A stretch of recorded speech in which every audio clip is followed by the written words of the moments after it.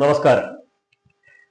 നമ്മുടെ 34 വയസ്സുകാരനായ ചെറുപ്പക്കാരനായ സൊഹ്റാൻ മംദാനി ന്യൂയോർക്കിന്റെ സിറ്റി മേയറായി വിജയിച്ചു. ഇന്നലെയായിരുന്നു സംഭവം. 50% വോട്ട് നേടിയാണ് പുള്ളിക്കാരൻ ജയിച്ചത്. അപ്പോ ജയിച്ചു കഴിഞ്ഞൊരു വിജയ പ്രസംഗം ഉണ്ടായിരുന്നു. ആ സമയത്ത് പുള്ളിക്കാരൻ ട്രംപിനോടായി പറഞ്ഞത് ടേൺ ദ വോളിയം അപ്പ് എന്നാണ്. ഇത് അർത്ഥം എനിക്ക് മനസ്സിലായില്ല. അർത്ഥം പിടികിട്ടി, വോളിയം കൂട്ടി വെക്കണമെന്നാണ്. അതിന് ട്രംപ് വയസ്സായത് കൊണ്ട് ചെവി കേൾക്കാൻ പറ്റില്ലോണ്ട് എന്നെ കേൾക്കണമെങ്കിൽ കൂട്ടി വെക്കണമെന്നാണോ അതോ എന്താണ് ഉദ്ദേശിച്ചത്? എനിക്ക് കറക്റ്റ് സേയിങ് എനിക്ക് മനസ്സിലായിട്ടില്ല. അത് വഴിയേ മനസ്സിലാവും. അപ്പോ നമ്മുടെ ഈ പറയുന്ന സൊഹ്റാൻ മംദാനി അദ്ദേഹം ഒരു ഇന്ത്യൻ വംശജന്റെ മകനാണ്. വംശജയുടെയും വംശജന്റെ. അദ്ദേഹത്തിന്റെ അച്ഛന്റെ പേര് മുഹമ്മദ് മംദാനി എന്നാണ്.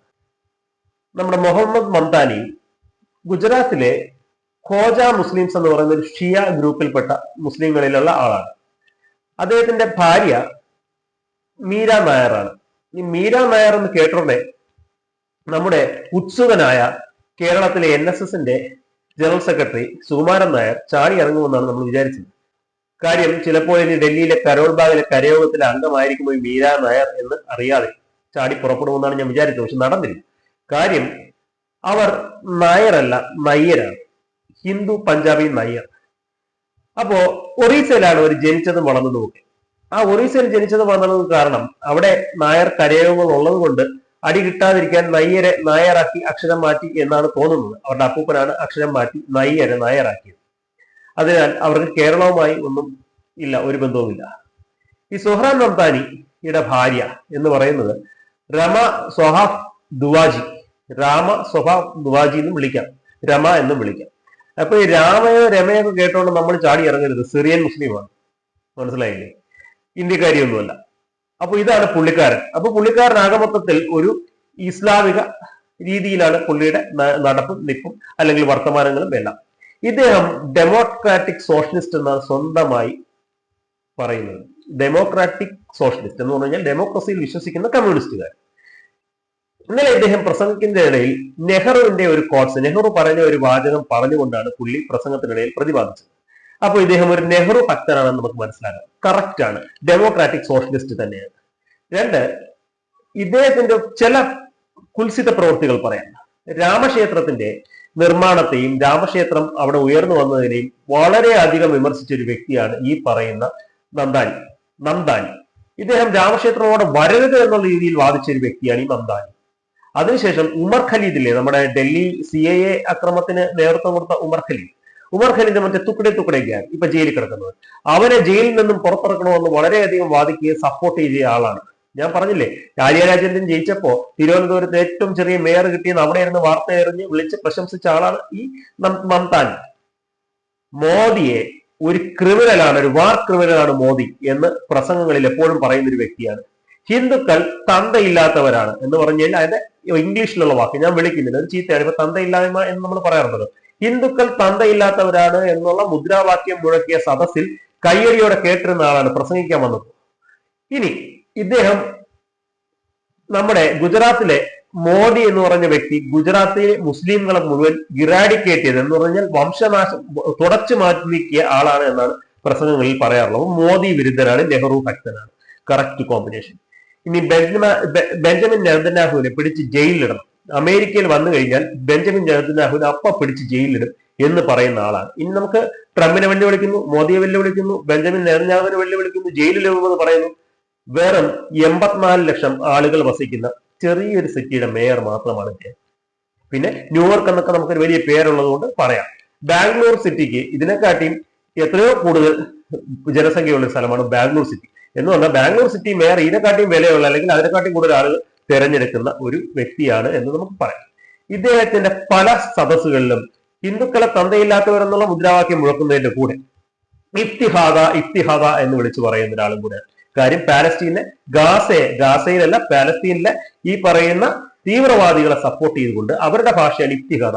ജൂതവിരുദ്ധനും കൂടെയാണ്. ജൂതന്മാരെ കണ്ണുകറിയെ കണ്ടുകൂടാ, ഹിന്ദുക്കളെ കണ്ണുകറിയെ കണ്ടുകൂടാ. എന്നിട്ടും പറയും ഞാനൊരു ഹിന്ദു ബാക്ക്ഗ്രൗണ്ടിനും കൂടെ ആളാണ് വോട്ട് പിടിക്കാൻ വേണ്ടി. അപ്പോ ഇത്തരത്തിൽ ഉള്ളിന്റെ ഉള്ളിൽ ഒരു സിറിയൻ മുസ്ലിമിനെ കല്യാണം കഴിച്ചിരിക്കുന്ന ഈ പറയുന്ന ഷിയാക്കാരൻ. കാര്യം നമ്മൾ വിചാരിക്കും ഒരു സിറിയൻ മുസ്ലിമിനെ എങ്ങനെ ഷിയ കല്യാണം കഴിക്കും. നിങ്ങളൊരു കാര്യം മനസ്സിലാക്കേണ്ടത്, അമേരിക്കയിൽ ന്യൂയോർക്കിൽ ധാരാളമായി ജൂതന്മാരും ഹിന്ദുക്കളും ക്രിസ്ത്യാനികളും ഒക്കെ വാഴുന്നുണ്ട്. അപ്പോ ഇവർക്കിപ്പോ അവരാണ് ശത്രുക്കൾ, ക്രിസ്ത്യാനികൾ, ഹിന്ദുക്കൾ, അതുപോലെ ജൂതന്മാർ. അപ്പൊ അവരാണല്ലോ ശത്രുക്കൾ. അവരൊടുങ്ങി കഴിയുമ്പോൾ മാത്രമേ പിന്നെ ഇവർ ഷിയ സുന്നി എന്ന് പറഞ്ഞ അടി തുടങ്ങത്തുള്ളൂ.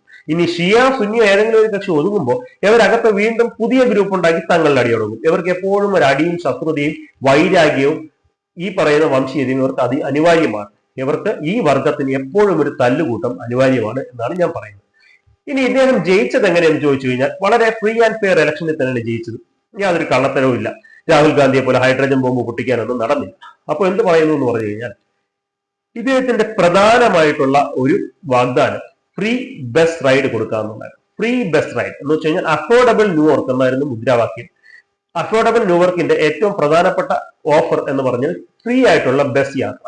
രണ്ടാമത് ചീപ്പർ ഗ്രോസറി എന്ന് പറഞ്ഞു കഴിഞ്ഞാൽ നമ്മുടെ സാധനങ്ങളുണ്ടല്ലോ, പലചരക്ക് സാമാനങ്ങളും ഒക്കെ വളരെ വില കുറച്ച് ലഭിക്കാനുള്ള അവസ്ഥ ഉണ്ടാക്കുമെന്നുള്ളതാണ്. ഇതൊന്നും പുള്ളിയുടെ കയ്യിലുള്ള കാര്യമില്ലെന്ന് ആദ്യം മനസ്സിലാക്കുക. ബസിന്റെ പേരൊക്കെ കുറയ്ക്കാൻ പറ്റും. റെന്റ് കൺട്രോൾ, ന്യൂയോർക്ക് സിറ്റിയിൽ അഫോർഡ് ചെയ്യാൻ പറ്റാത്ത റെന്റ് ഉള്ള ഒരു സ്ഥലമാണ്. അപ്പൊ റെന്റ് കൺട്രോൾ ചെയ്യും. ആർക്കാണ് ഇദ്ദേഹം ഇതിനു വേണ്ടി പ്രോത്സാഹനം കൊടുത്തത്? കാര്യം കുടിയേറ്റക്കാർക്കാണ് ഇത് ഏറ്റവും കൂടുതൽ ആവശ്യമായി വരുന്നത്. ഫ്രീ ബസ് റൈഡ് ആയാലും അവർക്ക് കുറെ ഫ്രീ ബീസ്, ഇതുപോലത്തെ ഫ്രീ സാധനങ്ങൾ കിട്ടിക്കഴിഞ്ഞാൽ കുടിയേറ്റക്കാർക്ക് ഈ സിറിയയിൽ നിന്നും ഇറാഖിൽ നിന്നും ഇവിടെ നിന്ന് ഓടി വരുന്ന ആൾക്കാർക്ക്, ഇവർക്ക് ലിബിയയിൽ നിന്ന് ഓടി വരുന്ന ആൾക്കാർക്ക് വളരെ സൗകര്യം കിട്ടും ഇത്തരത്തിൽ ഫ്രീ ബീസ് കിട്ടിയാൽ. അങ്ങനെ പറഞ്ഞുകൊണ്ട് ഒരു ജെൻസി സോഷ്യൽ മീഡിയ ക്യാമ്പയിൻ നടത്തിക്കൊണ്ട് ഒരു ജെൻസി ടീം ഉണ്ടാക്കി. പുള്ളിയുടെ ഭാര്യയും പുള്ളിയൊക്കെ ഒരു ജെൻസി കാറ്റഗറിയിലാണല്ലോ. ഭാര്യയ്ക്ക് 28 വയസ്സേ ആയിട്ടുള്ളൂ. അപ്പൊ ജെൻസി കാറ്റഗറി ആണല്ലോ.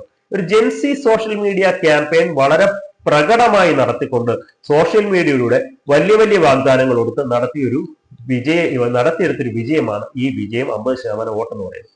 നമുക്ക് മനസ്സിലാക്കേണ്ട ഒരു കാര്യം, ഇത്തരത്തിൽ ക്രൗഡ് പുള്ളിങ് ആയിട്ട് ഇവിടെ ജയിച്ചു വന്ന ആൾക്കാരുണ്ട്. ഇതിന് ഫ്രീ ബീസ് കൊടുത്തിട്ട്, ഒന്ന് കേജ്രിവാൾ, ഇപ്പൊ കർണാടക, പിന്നെ ആന്ധ്രയിലെ തെലുങ്കാന, ഇവിടെ എല്ലാം ഫ്രീ കൊടുത്ത് ഫ്രീ കൊടുക്കും എന്ന് പറഞ്ഞ് കയറി വന്ന ഗവൺമെന്റുകളാണ് ഉള്ളത്. ഡൽഹിയിൽ എന്ത് സംഭവിച്ചു എന്നറിയാം. ചവറ് വാരാൻ പോലും ആളില്ലാതെ അവസാനം ഡൽഹി ഇട്ടിട്ട് ഓടേണ്ടി വരും. ഇപ്പൊ കർണാടകത്തിൽ എന്ത് സംഭവിക്കുന്നു? കർണാടകത്ത് കുട്ടിച്ചോറായി ഇന്നു വരെ യാതൊരു തരത്തിലും പ്രശ്നങ്ങളില്ലായിരുന്ന KSRTC, കർണാടകത്തിൽ ട്രാൻസ്പോർട്ട് കോർപ്പറേഷൻ 8 മാസം സമരത്തിലായിരുന്നു. അത് കഴിഞ്ഞ് എല്ലാ തരത്തിലും മന്ദീഭവനമാണ്, അടിച്ചുമാറ്റൽ മാത്രം നടക്കുന്നു. ഇത് കഴിഞ്ഞ് തെലങ്കാനയുടെ കാര്യം എടുക്കാം. എത്ര വട്ടം കോടതി കയറി ഇറങ്ങി. അവിടെ രേവന്ത് റെഡ്ഡി ഓടി നടക്കുകയാണ്. ഒന്നിനും പൈസയില്ല. ഇതുപോലെ ഫ്രീ കൊടുത്തത് കാരണമാണ്. അപ്പോൾ ഒരു സംസ്ഥാനം അല്ലെങ്കിൽ ഒരു ചെറിയൊരു പട്ടണമായാൽ പോലും ഫ്രീ കൊടുത്താൽ മുടിയും എന്നുള്ളത് നമ്മൾ മനസ്സിലാക്കി. ഇപ്പറഞ്ഞതുപോലെ ഇത്തരം കാര്യങ്ങൾ പറഞ്ഞ് പുതിയ ജനറേഷനെ കയ്യിലെടുത്തു. രണ്ടാമത് കുടിയേറ്റക്കാരുടെ തലമുറകളെ കയ്യിലെടുത്താണ് പുള്ളി ജയിച്ചിരിക്കുന്നത്. 84 ലക്ഷം പോപ്പുലേഷനുള്ള ന്യൂയോർക്ക് സിറ്റി. ഇതിൽ 10 ലക്ഷം മുസ്ലിങ്ങൾ അവിടെ ഉണ്ട്. ഈ 10 ലക്ഷം മുസ്ലിങ്ങളായപ്പോൾ തന്നെ ഒരു മുസ്ലിം മേയറെ അവർക്ക് തിരഞ്ഞെടുക്കാൻ പറ്റി. അതിന് അവർക്ക് പങ്കാളികളായത് സോഷ്യലിസ്റ്റ് ചിന്താഗതികളുടെ ചെറുപ്പക്കാരും അതുപോലെ ഈ കുടിയേറ്റക്കാരും. രണ്ടാമത് അവർക്ക് കയ്യിലെടുക്കാൻ പറ്റിയെന്ന് പറഞ്ഞു കഴിഞ്ഞാൽ പൂർണ്ണമായിട്ടും മതമില്ലാതെ അല്ലെങ്കിൽ ജാതിയില്ലാതെ മതമില്ലാതെ ജീവിക്കുന്ന വേറൊരു മോഡേൺ സമൂഹം ഉണ്ടാവും. അവരെ കയ്യിലെടുക്കാൻ പറ്റി. ഈ രണ്ട് വർഗങ്ങളെയും കയ്യിലെടുത്തുകൊണ്ടാണ് ഈ 10 ലക്ഷം വരുന്ന ഒരു മുസ്ലിം ജനത അവിടെ ഒരു മുസ്ലിം മേയറെ തിരഞ്ഞെടുത്തത്. ഇപ്പോ ലോകം മുഴുവനുള്ള മുസ്ലിംസ്, ഇതിൻ്റെ അകത്ത് വർഗീയതയില്ലെന്ന് പറഞ്ഞാലും ഇന്ത്യയിൽ ഭാരതത്തിലുള്ള മുസ്ലിംസ് അടക്കം കൈയടിച്ചതിനെ സന്തോഷിക്കുകയാണ്. നമ്മൾ അവിടെയും ഭരണം പിടിച്ചു. എവിടെ? ലണ്ടനിൽ പിടിച്ചു, ഇപ്പോ ന്യൂയോർക്കിൽ പിടിച്ചു. ഇനി അടുത്ത ലക്ഷ്യം UK-യും അമേരിക്കയും യൂറോപ്യൻ രാജ്യങ്ങളുമാണ്. അവർ പറയാതെ പറയുന്നുണ്ട്. അവർ പറയുന്നത് 2040 ആകുമ്പോഴത്തേക്കും, ഇന്ത്യയിൽ 47 കുറിച്ചിരിക്കുന്നതെങ്കിലും അവിടെ 40 ആകുമ്പോഴത്തേക്കും നമ്മൾ ഭരണത്തിലെത്തും. യൂറോപ്യൻ രാജ്യങ്ങളിലും അമേരിക്കയിലും നമ്മൾ ഭരണത്തിലെത്തും എന്നൊന്ന് തുറന്നു പറയുന്നുണ്ട്. തുറന്നു പറഞ്ഞുകൊണ്ടാണ് അവര് പ്രവർത്തികൾ മുഴുവൻ ചെയ്യുന്നത്. അപ്പോ വിടുവായനായ നമ്മളെ ട്രംപ് എന്തെങ്കിലും പറഞ്ഞു എന്ന് ചോദിച്ചാൽ പറഞ്ഞു. വലിയൊരു പ്രസംഗം നടത്തി.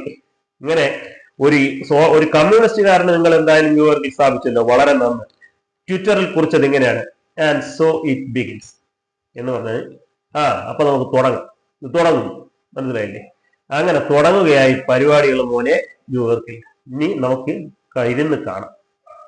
നന്ദി, നമസ്കാരം, ജയ് ഹിന്ദ്.